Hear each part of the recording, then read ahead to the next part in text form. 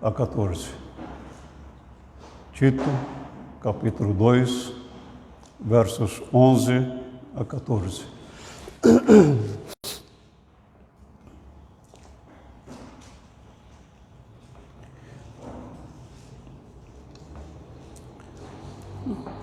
Porque a graça de Deus se manifestou salvadora a todos os homens.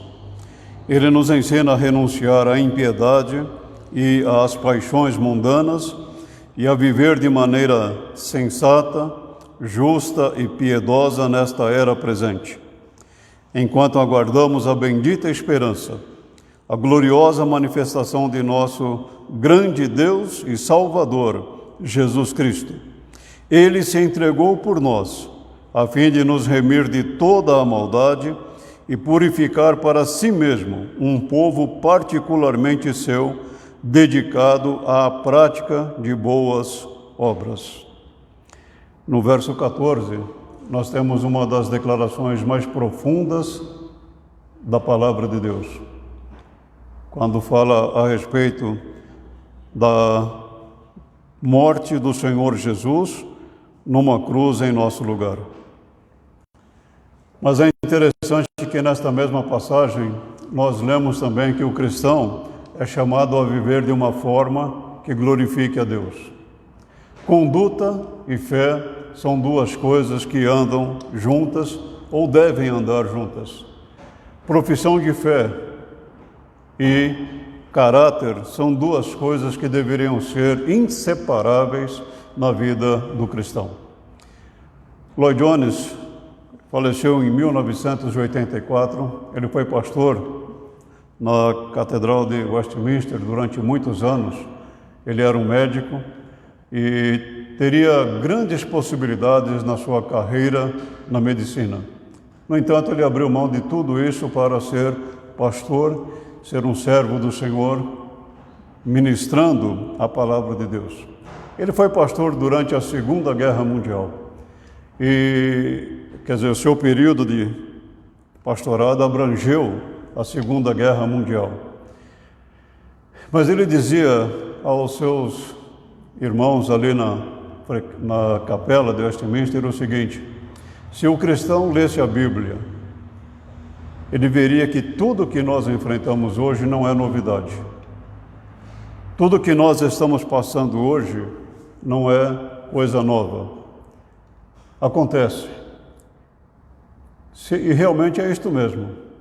Quando nós lemos esta passagem bíblica aqui, eu gostaria que os irmãos atentassem para o versículo de número 12, que Paulo diz assim: e ele nos ensina a renunciar, ela nos ensina a renunciar à impiedade e às paixões mundanas e a viver de maneira sensata, justa e piedosa nesta era presente. Salvação, ela reflete no caráter do cristão. E o caráter do cristão é refletido em razão da sua salvação em Cristo Jesus. Então nós precisamos olhar para a nossa vida. E eu quero perguntar aos irmãos o seguinte: você, como filho de Deus, tem vivido de acordo com os princípios da palavra de Deus ou tem vivido de acordo com as influências da nossa sociedade? A sua conduta no dia a dia, não importa onde você estiver, ela condiz com o caráter de um filho de Deus?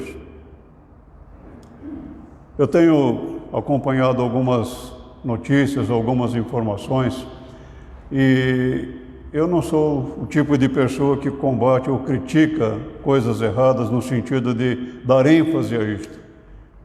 Elas são erradas. Por serem erradas, já deveriam ser rejeitadas por nós. Mas eu prefiro trabalhar no nosso caráter como cristão, porque quanto mais forte nós formos em Cristo Jesus, quanto mais sólida for a nossa fé na palavra de Deus, mais influentes nós seremos na sociedade, mais impactantes nós seremos no meio onde nós vivemos. Por que eu estou dizendo isto? Porque a palavra de Deus nos chama a viver de uma forma digna do Evangelho. Mas vamos pensar da seguinte maneira: por que esse chamado ocorre? Porque Jesus se entregou por nós numa cruz. Jesus deu a vida dele por nós numa cruz. E Jesus morreu para redimir um povo exclusivamente dele, para ele e dele. Você faz parte deste povo? Você tem certeza que pertence a este povo? A sua conduta vai responder, o seu caráter vai responder. Mas lembre-se, nós lemos no trecho bíblico aqui juntos: entretanto, o firme fundamento de Deus permanece inabalável e selado com esta inscrição: o Senhor conhece quem lhe pertence e afaste-se da iniquidade todo aquele que confessa o nome do Senhor. Deus conhece, Deus sabe. Não é uma teoria, não é alguma confissão oral, mas é o conhecimento de Deus. Deus sabe, Deus conhece. E isto realmente para nós é algo desafiador. E eu quero trabalhar com 3 perguntas aos irmãos aqui. Por quem Jesus morreu? O trecho que nós lemos, eu não li o versículo, mas no verso 11 diz assim: porque a graça de Deus se manifestou salvadora a todos os homens. Essa expressão todos os homens aqui, ela não tem a ideia da universalidade da salvação, porque vamos lembrar, Paulo está escrevendo a um filho na fé, a Tito, e Tito pastoreava igrejas na ilha de Creta, e eram igrejas caracterizadas pela fidelidade à palavra de Deus, mas ao mesmo tempo por uma vida não em conformidade com os ensinos de Deus. É só nós lermos as recomendações que Paulo fez a respeito da eleição de oficiais, a chamada que Paulo faz a respeito da vida de todo cristão, como deveria ser em relação à palavra de Deus. Então nós vamos entender que o Evangelho, num certo sentido, ele não tem o propósito de salvar toda a humanidade. Eu vou trabalhar mais nessa ideia mais à frente um pouco, mas a ideia aqui de todos os homens é uma referência seguinte: a todos aqueles que Deus, desde toda a eternidade, escolheu para a salvação. Escolheu graciosamente para pertencer ao povo de Deus. Jesus disse assim: vocês não me escolheram, mas eu os escolhi para irem e darem fruto, fruto que permaneça, a fim de que o Pai lhes conceda o que pediram em meu nome. Jesus fala claramente: não foram vocês que me escolheram, foi eu que escolhi vocês. No trecho que nós lemos responsivamente, nós lemos algo também muito interessante e desafiador para nós, quando Isaías está falando dos sofrimentos de Cristo Jesus, da agonia do Senhor Jesus Cristo, e há um momento que ele fala assim: foi desprezado e rejeitado pelos homens, homens de tristeza e familiarizado com o sofrimento, como alguém de quem os homens escondem um rosto, foi desprezado, e nós não o tínhamos em estima. Não fomos nós que escolhemos a Deus, foi Deus quem graciosamente nos escolheu. Não fomos nós quem decidimos crer em Cristo, foi Ele quem desde toda a eternidade nos escolheu, nos chamou para a vida eterna. Eu sei que essa é uma doutrina que muitas vezes ofende o nosso pensamento, ofende a nossa maneira de ver as coisas, mas eu prefiro ficar com o que a Bíblia diz, e a Bíblia é clara: não foram vocês que me escolheram, foi eu que escolhi vocês para serem o meu povo. Mas agora vem a questão: conduta, caráter devem ser muito próximos ou resultado da salvação em Cristo Jesus. Jesus, quando instituiu a Santa Ceia, ele disse essas palavras: isto é o meu sangue da aliança que é derramado em favor de muitos para perdão de pecados. Muitos não são todos. Muitos são aqueles que Deus escolheu em Cristo e através de quem Cristo salvou e em quem o Espírito Santo aplicou a obra da redenção. E em João ainda Jesus diz assim: ninguém pode vir a mim se o Pai que me enviou não o atrair, e eu o ressuscitarei no último dia. Ninguém pode vir a mim se o Pai que me enviou não o atrair a mim. E olha que promessa maravilhosa: e eu o ressuscitarei no último dia. Portanto, a nossa salvação é uma obra da graça de Deus. E esta evidência da graça de Deus, ela deve ser manifestada em nossa vida. Nós lemos assim na palavra de Deus: ela nos ensina a renunciar à impiedade e às paixões. Ela que é uma referência à graça de Deus, a misericórdia graciosa de Deus para conosco.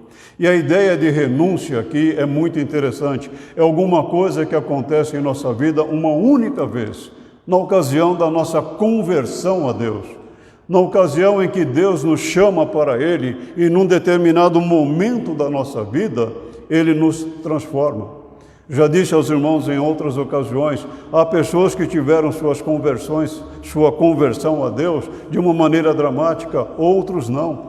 O problema não é a forma como ela ocorre, mas o fato dela ocorrer. Em algumas pessoas ela é marcante, em outras não.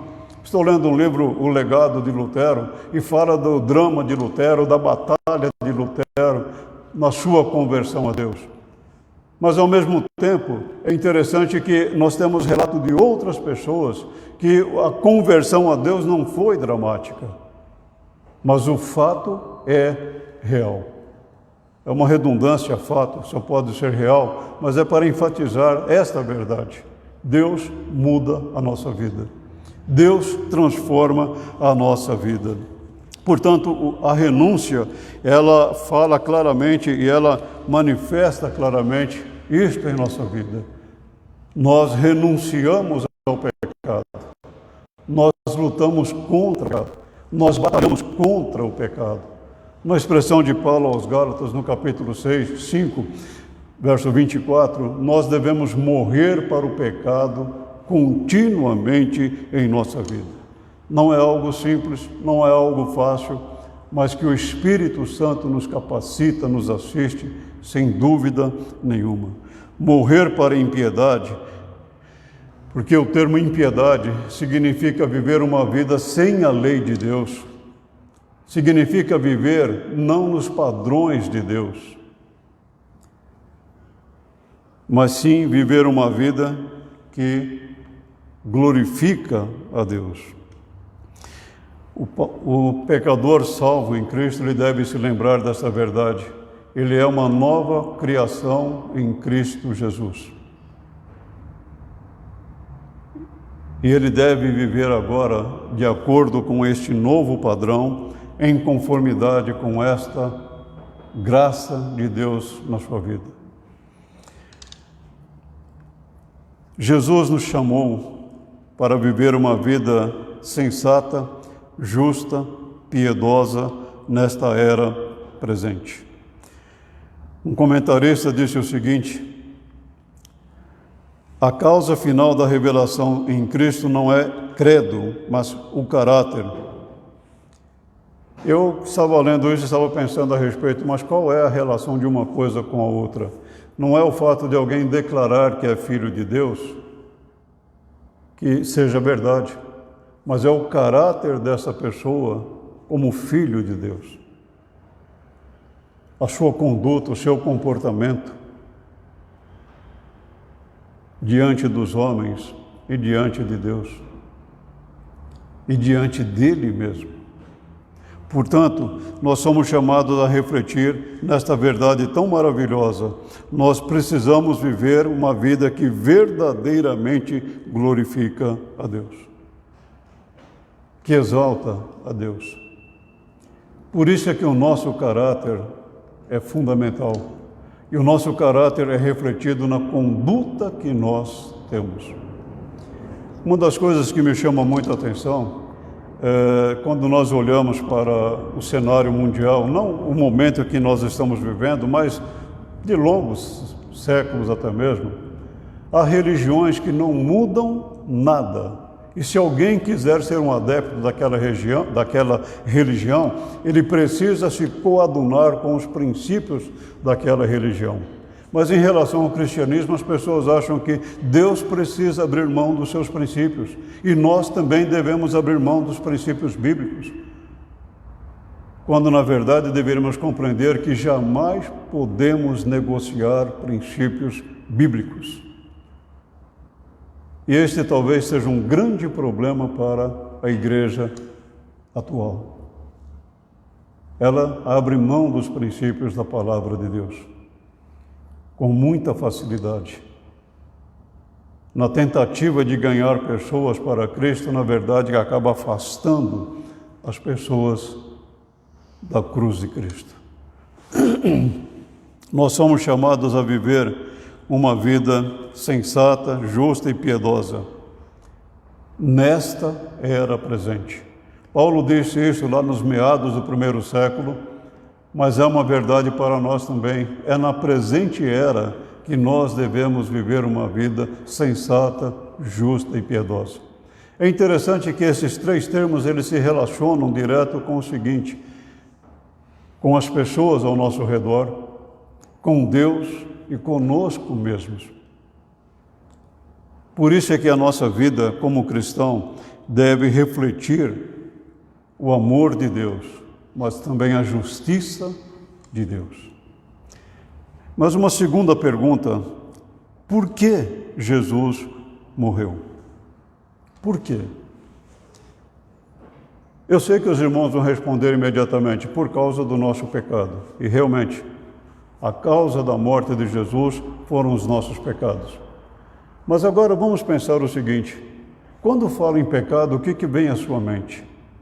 Quando nós falamos em pecado, o que você pensa? Pecado é algo tão grave em nossa vida, pecado é algo tão destruidor em nossa vida, que Deus mandou o seu Filho Jesus para morrer na cruz. E se você faz parte do povo de Deus, Ele morreu no seu lugar. Ele morreu por você, por causa do pecado. Pecado é algo destrutivo. Por que nós temos momentos tão difíceis como esses que estamos vivendo, em que valores são invertidos, em que valores humanos passam a ter primazia, até mesmo na vida dos cristãos? Porque nós nem sempre refletimos na realidade do pecado, no que é o pecado. Novamente associando conduta, caráter com a graça de Deus.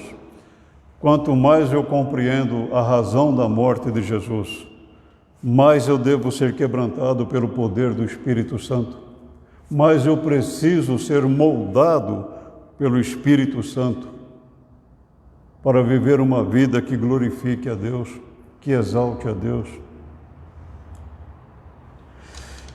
Jesus se entregou por nós.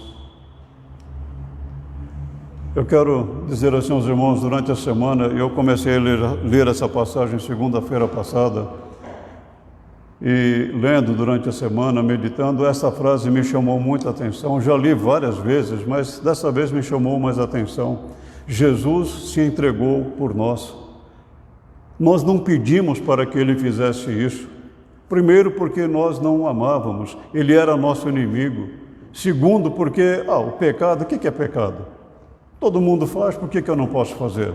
Todo mundo faz assim, por que eu não posso fazer? Mas atente bem, Paulo não está explicando alguma coisa, ele está afirmando uma verdade. Jesus se entregou por nós.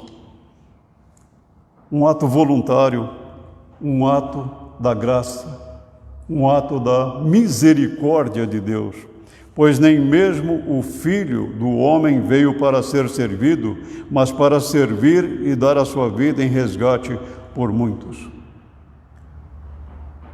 Vejam bem, Jesus não veio para ser servido, Ele veio para servir E como é que ele serviu?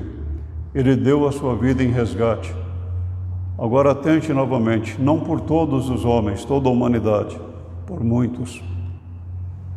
Os eleitos de Deus, os escolhidos de Deus. Remir tem a ideia de resgate. Jesus pagou um alto preço. Nós vamos entoar um cântico daqui a pouco que fala exatamente sobre isso, um alto preço.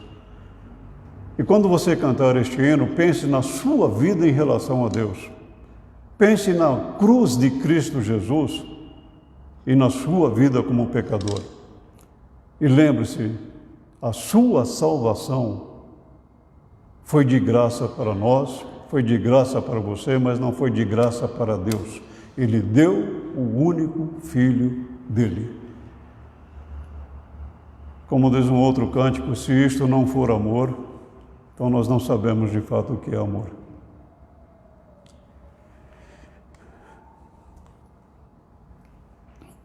A ideia de resgate traz-nos à mente que houve um acordo entre Deus Pai, Deus Filho e Deus Espírito Santo. Há alguns anos eu ouvi um pregador dizendo que Deus fez um trato com o diabo e fez um acordo com o diabo de que Jesus tiraria do poder do diabo aqueles por quem ele morreu. Confesso aos irmãos que quando eu ouvi essas palavras me entristeceu demais, porque Deus nunca fez acordo com o diabo. Nós estávamos no império das trevas, éramos realmente servos do diabo por causa do pecado. Mas desde toda a eternidade, e em toda a eternidade, a Trindade já havia realizado a nossa salvação. O Pai escolheu, porque Deus nos escolheu nele antes da criação do mundo para sermos santos e irrepreensíveis em sua presença. Jesus, o Filho, nos redimiu. Nele temos a redenção por meio do seu sangue, o perdão dos pecados, de acordo com as riquezas da graça de Deus. O Espírito Santo é quem sela a eleição e a morte de Cristo Jesus. Quando vocês ouviram e creram na palavra da verdade, o Evangelho que os salvou, vocês que foram selados com o Espírito Santo da promessa, que é a garantia da nossa herança até a redenção daqueles que pertencem a Deus, para o louvor da sua glória. Deus escolheu, Jesus morreu, o Espírito Santo sela a nossa salvação. Quando eu falo nisso, eu gosto de pensar no seguinte: mesmo que você um dia chegasse para Deus e dissesse, Senhor, eu agradeço muito, mas eu não quero ir para o céu, quero ir para o inferno, você não iria, porque Deus não muda os seus decretos. Deus não anula os seus decretos. E se você faz parte do povo dele, não é por mérito pessoal, é graça de Deus. Se você faz parte do povo de Deus, não é por um esforço pessoal, mas é pela graça de Deus. Graça que alcança, graça que quebranta, graça que transforma, graça que muda a nossa vida. Jesus morreu para ter um povo. Agora, se vocês me obedecerem fielmente e guardarem a minha aliança, vocês serão o meu tesouro pessoal dentre todas as nações. Embora toda a terra seja minha, vocês serão para mim um reino de sacerdotes e uma nação santa. Deus está falando isso à nação de Israel, mas não elegendo a nação de Israel, os seus eleitos, aqueles que haveriam de obedecê-lo. E Pedro faz uso dessas palavras mais à frente, dizendo assim: vocês, porém, são geração eleita, sacerdócio real, nação santa, povo exclusivo de Deus, para anunciar as grandezas daquele que os chamou das trevas para a sua maravilhosa luz. Antes vocês nem sequer eram povo, mas agora são povo de Deus. Não haviam recebido misericórdia, mas agora a receberam. Nós não éramos povo de Deus. mas agora somos. E nós fomos comprados pelo sangue de Cristo. Ele mesmo levou em seu corpo os nossos pecados sobre o madeiro, a fim de que morrêssemos para os pecados e vivêssemos para a justiça. Por suas feridas, vocês foram curados. É uma expressão muito próxima de Isaías, quando fala que Deus lançou sobre Jesus as nossas iniquidades e que nós fomos restaurados pelas feridas de Jesus. Mas uma outra pergunta: para que Jesus morreu? Por que Jesus morreu? Para quem Jesus morreu? E para que Jesus morreu? Um povo particularmente seu, dedicado à prática das boas obras. Quando nós falamos em boas obras, nós pensamos normalmente em ação social. Mas é interessante que no contexto de Paulo não há ação social, fala do caráter, fala da conduta. Portanto, nem sempre boas obras têm a ver com aquilo que nós fazemos socialmente, mas com a nossa conduta, com o nosso caráter, com o nosso procedimento diante de Deus. Sem dúvida nenhuma, Deus nos chamou para as boas obras. Obras que glorifiquem a Deus, obras que exaltem a Deus, mas Ele também nos chamou para as boas obras do nosso caráter, da nossa conduta, do nosso comportamento diante dEle, diante do mundo e diante de nós mesmos. Porque somos criação de Deus, realizada em Cristo Jesus, para fazermos as obras as quais Deus preparou antes de nós, para que a pratiquemos. Nós precisamos ser realmente caridosos, misericordiosos, mas não para alcançarmos a salvação, mas porque somos salvos. Mas também as boas obras, elas devem fluir de um caráter cristão que verdadeiramente glorificam a Deus. Eu quero dar 2 exemplos bíblicos de boas obras que falam do caráter, embora a ação esteja presente, não é ação social, mas é ação que reflete um novo caráter, um caráter cristão. O exemplo de Abraão, por exemplo, não foi Abraão, nosso antepassado, justificado por obras, quando ofereceu seu filho Isaque sobre o altar? Você pode ver que tanto a fé como as obras estavam andando juntas e a fé foi aperfeiçoada pelas obras.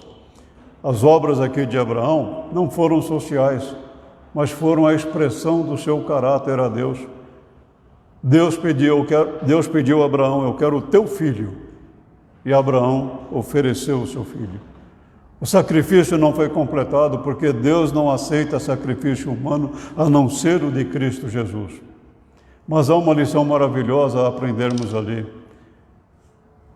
Nem sempre nós sabemos se podemos confiar em Deus, mas Deus sabe que nós podemos sempre confiar nele.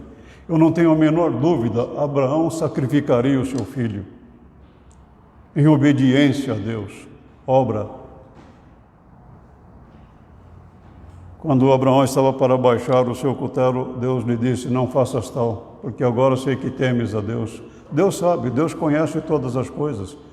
Mas o problema é o seguinte: quando Deus prova a sua fé, você confia nele até onde? E esse é um grande problema para nós.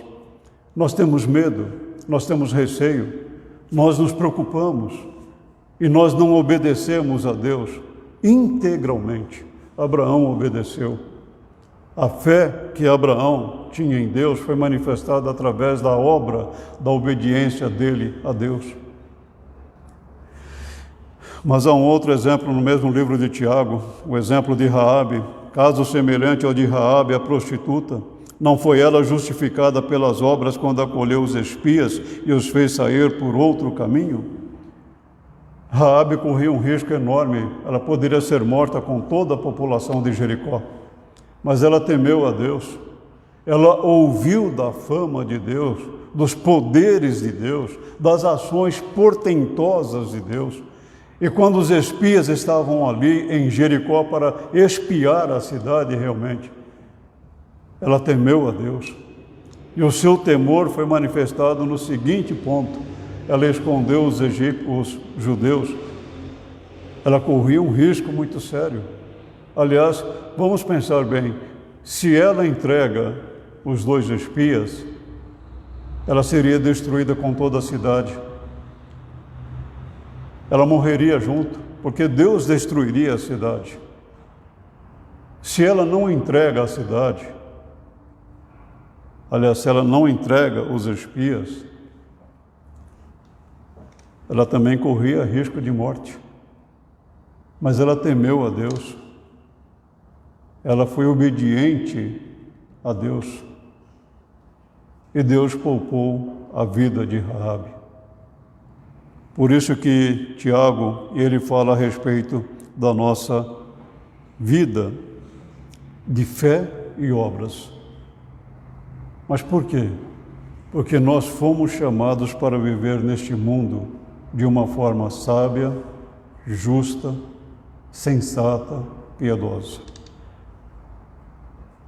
Fomos chamados para obras sociais, sim, mas também fomos chamados para manifestar a nossa fé através da nossa vida cristã, através da nossa conduta, através do nosso viver em Deus. Neste livro que citei aos irmãos, O Legado de Lutero, há um momento difícil, dramático na vida de Lutero, em que as autoridades católicas romanas exigiam dele o seguinte: se você negar tudo o que você escreveu, e colocaram os livros que ele havia escrito sobre uma mesa,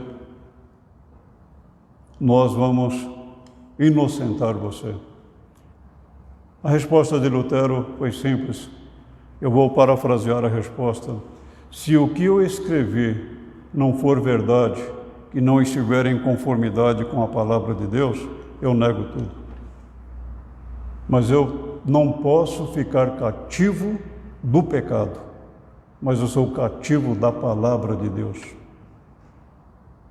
E Lutero sofreu punições por causa disso. Mas é interessante que o seu trabalho foi extraordinário. Até hoje nós temos resultados da reforma protestante.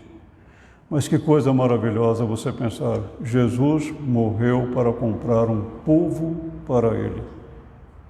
A questão é simples, mas é complicada também. Você faz parte deste povo. Você pertence a este povo. E não é você dizer, é claro, eu pertenço. Não. Lembre-se, Deus conhece. Deus sabe. Não é o que você fala, mas é o que Deus diz. E todo aquele que pertence ao povo de Deus anda em conformidade com a palavra de Deus. Jesus se entregou por nós. Eu confesso, irmãos, que essa é uma expressão que me comove muito. Não me enche de sentimentos, me comove. Porque há nela muito amor, amor eterno, amor imutável, amor inabalável, amor que ninguém pode tirar. Estou escrevendo algumas mensagens no boletim nosso, Mais Que Vencedores, e nesta semana vou escrever a última mensagem. Mas na mensagem de hoje eu falo sobre o seguinte: o que é que pode nos separar do amor de Deus que está em Cristo Jesus? Tribulação, angústia, fome, nudez. E Paulo ainda diz, por amor a ti somos entregues à morte o dia todo, somos considerados como ovelhas para o matadouro. Essa figura que Paulo usa de ovelha eu acho interessante, porque a ovelha não reage. Ela é levada ao matadouro, ela não reage. É uma figura de Cristo, inclusive, que se entregou por nós, sabendo que ia morrer, sabendo por que morreria, ele se entregou por nós. Mas em tudo nós somos mais que vencedores. Mas o problema não é dizer isto, é crer nisto. É crer nesta verdade. Jesus morreu para comprar um povo para Ele. Jesus morreu para comprar você para Ele. Muda a sua vida. Transforma a sua vida. Ela não pode ser a mesma coisa. Você não pode viver nos padrões do mundo. Não há como. Se viver no padrão do mundo, você não nasceu de novo. Se você vive preocupada com o que o mundo diz, com o que o mundo fala, a graça de Deus não transformou a sua vida. Nós fomos chamados para viver uma vida que glorifique a Deus, que exalta a Deus. Como tem sido a sua vida neste mundo? Como tem sido a sua vida a sós com Deus?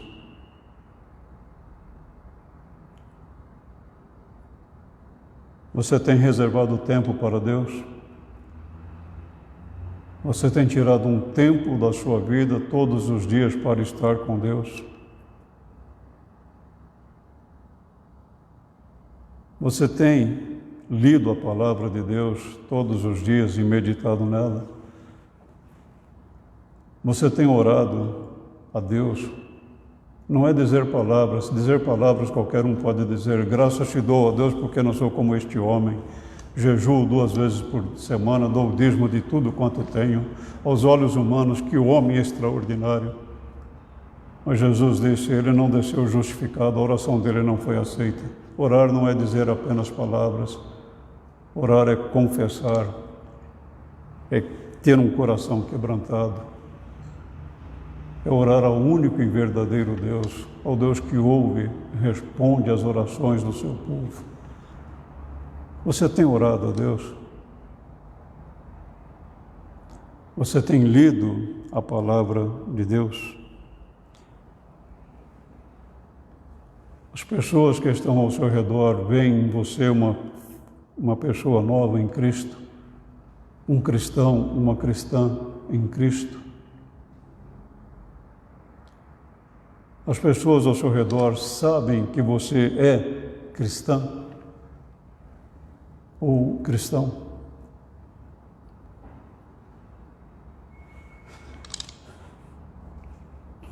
Tenho dito aos irmãos aqui várias vezes, o momento que estamos vivendo é um momento tremendamente propício para nós evangelizarmos.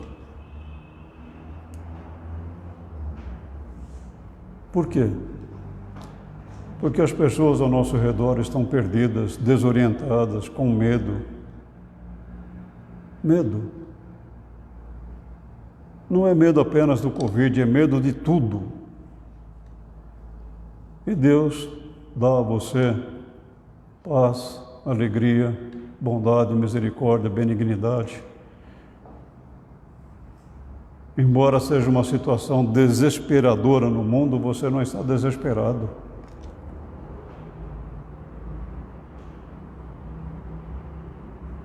Deus é Deus. Deus é Deus. E isto muda a nossa vida. E isto transforma a nossa vida. A morte de Jesus mudou a sua vida. No próximo domingo eu quero voltar a falar sobre 2 Coríntios, capítulo 1, dos versos 3 a 11, quando Paulo fala sobre por que Deus permite que nós sofremos. Peço que os irmãos orem por mim, para que Deus me dê sabedoria, iluminação do Espírito Santo para preparar